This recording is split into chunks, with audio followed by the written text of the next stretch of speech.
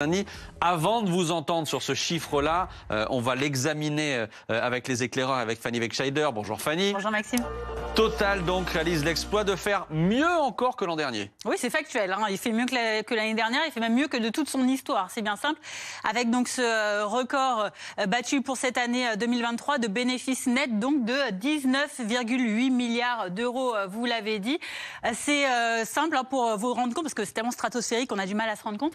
Ça représente chaque jour pour Total Energy un gain de 54 millions d'euros en 2023. Un bénéfice qui était déjà 4% plus élevé que celui de 2022, qui était déjà une année également record pour Total avec 19,1 milliards d'euros portés par la flambée des prix du pétrole et du gaz.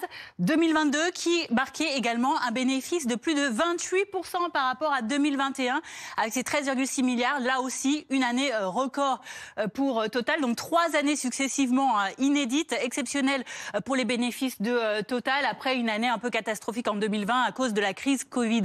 Alors comment expliquer ces résultats inédits pour la multinationale française malgré une année, on rappelle, 2023 portée par des baisses des prix des hydrocarbures? Eh bien, on a une piste d'explication avec cette explication dans le communiqué du jour de Patrick Pouyanné, le PDG très médiatique de Total Energy. Total Energy s'appuie sur sa stratégie de transition équilibrée combinant, dit-il, croissance des hydrocarbures, en particulier du GNL, le gaz naturel liquéfié, et de l'électricité, le GNL qui est très convoité en Europe depuis la guerre en Ukraine, en remplacement donc du gaz russe dont dépendait beaucoup l'Europe. Tout ça s'appuie donc sur une stratégie d'activité diversifiée chez Total Energy, donc avec la production et la fourniture d'énergie fossile, on l'a dit, très critiquée notamment sur la hausse de ses investissements, production et fourniture également d'électricité, notamment d'énergie renouvelable avec ses centrales solaires, ses centrales photovoltaïques ou encore éoliennes et hydrauliques. Merci beaucoup Fanny Wegscheider. Emmanuel Le Chip, je saute à pieds joints dans la polémique.